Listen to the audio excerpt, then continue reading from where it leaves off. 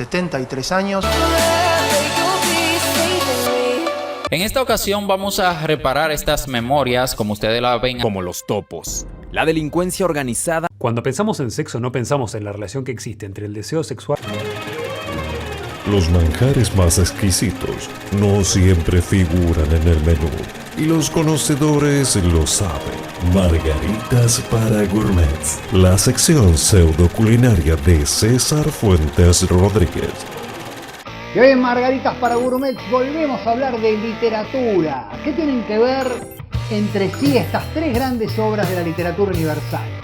El Decamerón de Boccaccio, escrito en Italia en 1353, los cuentos de Canterbury, escritos por Geoffrey Chaucer en 1400, no tiene tapa, pero sí tiene lomo, es una de esas viejas ediciones de biblioteca, y Las Mil y Una Noches, la célebre recopilación medieval de cuentos tradicionales del Oriente Medio.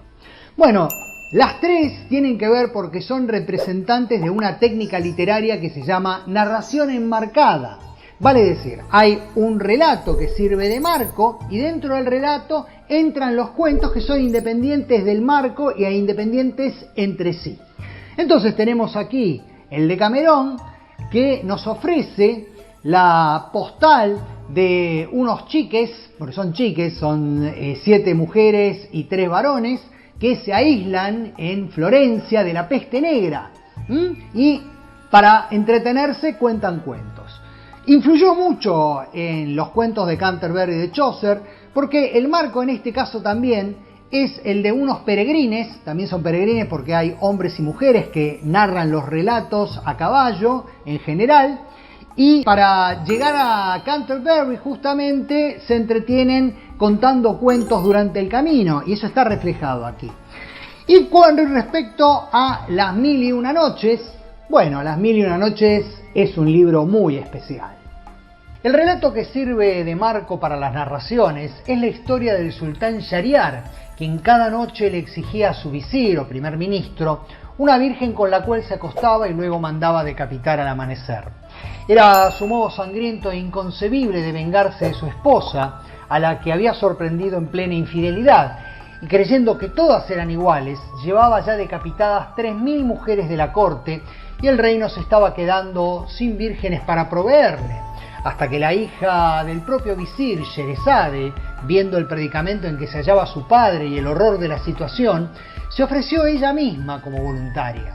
Sherezade significa en persa la de noble linaje.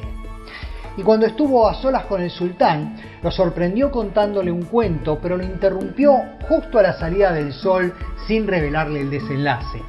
Loco de curiosidad, Shahriar le perdonó la vida para que ella pudiese retomar el relato la noche siguiente, cosa que Sherezade aprovechó para iniciar otro cuento y dejarlo igualmente inconcluso. Y así fueron transcurriendo noches y noches. La muchacha sabía que su vida dependía de su habilidad para la narración y de la calidad de los relatos que contaba. Así, Sherezade acabó conquistando el corazón del sultán, doblegando su perfidia y teniendo hijos con él.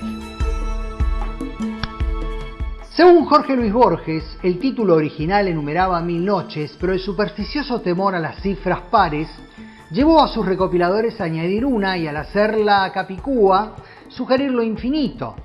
Decir 1000 noches es decir infinitas noches. Decir 1001 noches es agregar una al infinito. Esta edición, por ejemplo, apenas tiene 166. El núcleo de estas historias ambientadas en el mundo musulmán de la Edad de Oro entre India, Persia, Siria, China y Egipto, donde abundan seres fantásticos, lugares legendarios, genios y espíritus malignos, magos perversos, animales gigantescos y bestias sobrenaturales mezclados con personas y lugares históricamente existentes como el califa Harún al-Rashid en el Bagdad del siglo VIII, está formado por un antiguo libro persa llamado Hazar Afsana, 1000 leyendas. El compilador y traductor de estos cuentos folclóricos al árabe supuestamente vivió en el siglo IX, pero el relato principal sobre Sherezade parece haber sido agregado recién en el siglo XIV para servir de marco narrativo. De hecho, las historias que hoy conocemos como las más famosas de las Mil y Una Noches, vale decir, Aladino y su lámpara mágica, Alí Baba y los 40 ladrones, y sobre todo los viajes de Sinbad, tampoco formaban parte de los relatos originales. ¿Qué fue lo que pasó? Todo tiene que ver con un señor francés llamado Antoine Galland, diplomático del siglo XVIII que recorrió el Oriente Medio y no solo consiguió una versión de la obra, sino que aprendió los idiomas correspondientes para poder traducirla. La primera parte de la traducción se publicó en 1704 y el resto fue apareciendo en varios volúmenes hasta 1717. Galland suprimió algunos versos, censuró las escenas más eróticas y sangrientas y adecuó las historias al gusto del público civilizado de la Francia del Iluminismo. Pero además completó el contenido con material que él mismo compuso a partir de los relatos escuchados en su travesía y ante todo los que le refirió un contador de historias de Alepo, Siria, cuando lo visitó en París. Se llamaba Hanna Diab y sin él quizás hoy no sabríamos de Alí Baba ni de Aladino, o cuando menos la versión que nos llegó sería totalmente distinta. En todo caso, el éxito de las publicaciones de Antoine Galland despertó un interés tremendo en Europa y Occidente, que en los siglos XVIII y XIX experimentó una inclinación estética desmedida hacia los paisajes, los escenarios y las costumbres exóticas de Oriente. Literariamente, Occidente se enamoró de las Mil y Una Noches, demandando más traducciones, investigaciones y versiones de los cuentos tradicionales. En 1987, hace no tanto, se publicó la traducción al francés del arabista René Cawan, que dedicó 20 años de su vida a devolver a las Mil y Una Noches a su pretendido estado original, quitando los episodios que sobraban y restituyendo lo que faltaba, que según él eran la crítica a la teocracia islámica, el vino, las mujeres de carácter fuerte y mucho erotismo. Pero volvamos por un momento a Sinbad el Marino, cuyos viajes constituían un ciclo independiente de las Mil y Una Noches, hasta por lo menos el siglo XVII. En realidad la semilla de esta compleja narración fue la historia del marinero náufrago, escrita en Egipto alrededor de 2200 antes de la Era Común, pero luego recibiría la influencia de otro gran libro, nada menos que La Odisea de Homero. Efectivamente, hay huellas de los griegos en los viajes de Sinbad. No se trata solo de que Ulises o Odiseo y Sinbad sean marinos, vivan aventuras fantásticas en tierras desconocidas y a través de mares traicioneros, sino que hay episodios claramente inspirados en el poema de Homero. En el tercer viaje de Sinbad, la tripulación se encuentra con un gigante caníbal de un solo ojo y para escapar lo ciegan con una estaca al rojo vivo, igual que Ulises con el cíclope Polifemo. No lo emborrachan primero, como hicieron los griegos, pero luego Sinbad, en su quinto viaje, se ve aprisionado entre las piernas del viejo del mar, que le rodea el cuello, no lo suelta hasta que el capitán lo engaña para que beba vino hasta desmayarse, igual que ocurrió con Polifemo, por supuesto. Incluso recalan en una isla donde los salvajes les dan de comer una planta que los priva de la razón, similar a los frutos de los lotófagos en la Odisea. La diferencia entre Ulises y Sinbad es que uno es un guerrero que trata desesperadamente de volver a casa para reencontrarse con su esposa y su hijo, y el otro, un comerciante que se lanza al mar una y otra vez empujado por su ambición y sed de aventuras. Por lo demás, los viajes de Sinbad también representan un ejemplo de narración enmarcada, porque al igual que Sherezade, cuando le cuenta sus historias al sultán, el opulento capitán Sinbad le cuenta sus aventuras a otro Sinbad, el pobre Changarín, para aleccionarlo, sobre todo, acerca de que la fortuna también se obtiene con inteligencia y esfuerzo, pero siempre arriesgándolo todo. Así que estamos hablando de relatos que se encapsulan unos dentro de otros como un juego de cajas chinas o de mamushkas, las muñecas rusas. Sinbad realiza sus 7 viajes y en ellos toca tierra sobre el lomo de una inmensa ballena en la que los árboles han echado raíces a causa del largo tiempo que ha estado durmiendo en la superficie del mar. Utiliza a las gigantescas aves rock para saquear los diamantes del Valle de las Serpientes.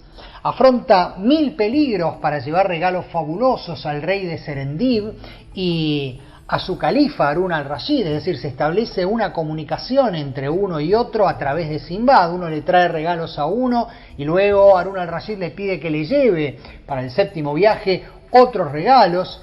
Y a pesar de los naufragios y las desgracias constantes en las que incurre su tripulación, él vuelve siempre rico y ávido de nuevas aventuras por la gracia de Alá, redimiéndose con limosnas y donativos para los pobres. Las fantásticas aventuras de Sinbad, contadas y recreadas en libros, cómics, dibujos animados, se volvieron desde la traducción de Antoine Galland parte del imaginario y la cultura universales. Fueron retratadas infinidad de veces en el cine y la televisión, y quizás su primer gran éxito se dio cuando el personaje fue encarnado por Douglas Fairbanks Jr. en 1947.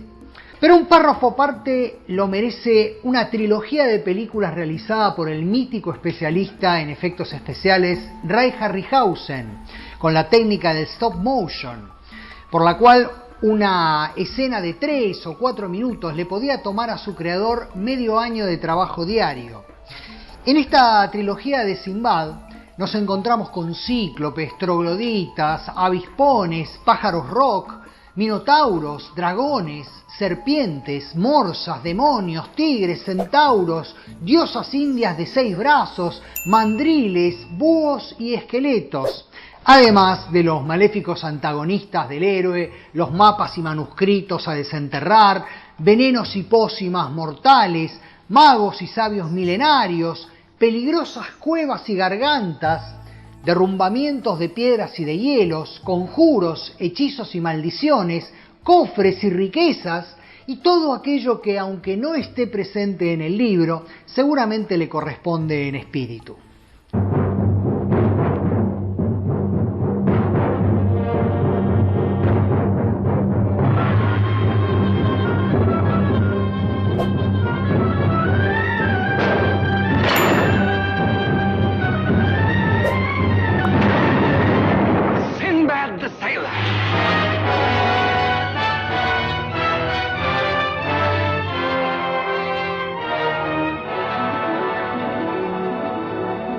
Imagínate cuántas historias, leyendas y tradiciones maravillosas nos hubiésemos perdido sin Las Mil y Una Noches.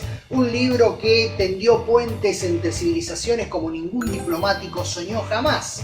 Y además nos hubiésemos perdido toda la estirpe de los chistes de genios, lámparas y aladinos, por supuesto, como aquella que le contó alguna vez el pescador a su hijo en una de sus largas expediciones de pesca, y que iba de este modo: un hombre se encuentra a través del desierto con una lámpara, la de Aladino por supuesto, la frota, sale el genio y le dice: gracias viejo, llevaba muchísimo tiempo ahí adentro, te voy a conceder un deseo. El tipo le dice: buenísimo, yo estoy saliendo de una prolongada cuarentena y lo que quiero es tener sexo, no hay nadie en la redonda, así quiero tener sexo con vos. Y el genio le dice: no, pero por favor, no, es inapropiado, entre vos y yo no hay nada, y además no me lo permite el código de los genios, no, pedime cualquier otra cosa, pero eso no. Bueno, loco, pero me decís un deseo, te pido un deseo, sí, dale, lo que quieras, el que viene a rajatabla, te lo cumplo. Bueno, quiero que me consigas un político honesto. Y el genio le dice: ¿preferís ir arriba, abajo, por atrás, por adelante? Nos reencontramos la semana próxima en Margaritas para Gourmet.